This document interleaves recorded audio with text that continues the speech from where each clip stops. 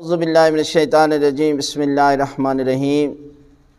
قربانی میں یہ کام جو آپ کو بتا رہے ہیں یہ نہیں کرنے، وگرنہ جانور جو ہے وہ حرام ہو جائے گا۔ ایک یہ ہے کہ جانور کو ذبح کرنے والا مسلمان ہو، غیر مسلمان سے جانور ذبح نہیں کرانا، اور دوسری یہ ہے کہ قبلہ رخ ہو کر جانور ذبح کیا جائے۔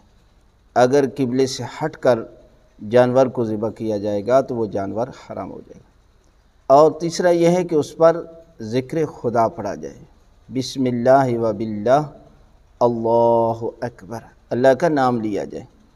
اور اس کے بعد یہ ہے کہ چھری جس سے آپ جانور کو ذبح کر رہے ہیں وہ لوہے کی بنی ہو، سٹیل وغیرہ کی نہیں ہونی چاہیے۔ اور اس کے بعد جو شرط ہے کہ قبلہ رخ اس کی گردن، یعنی جس گردن کو آپ کاٹ رہے ہیں نا، وہ قبلہ رخ ہونی چاہیے۔ اکثر دیکھا گیا ہے، میں نے خود اپنی آنکھوں سے مشاہدہ کیا ہے کہ کسائی جانور کو ذبح کرتے اس کی گردن جو ہے وہ آسمان کی طرف کر دیتے، اس سے جانور جو ہے وہ ذبح نہیں ہوتا، حلال نہیں، حرام ہو جائے گا، یہ حلال نہیں رہے گا۔ اس لیے اہم چیز ہے کہ جانور کی گردن جو ہے وہ قبلہ رخ ہونی چاہیے۔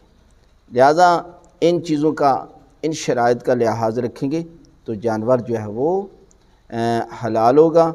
اگر آپ ان چیزوں کا خیال نہیں رکھتے تو جانور حرام ہو جائے گا۔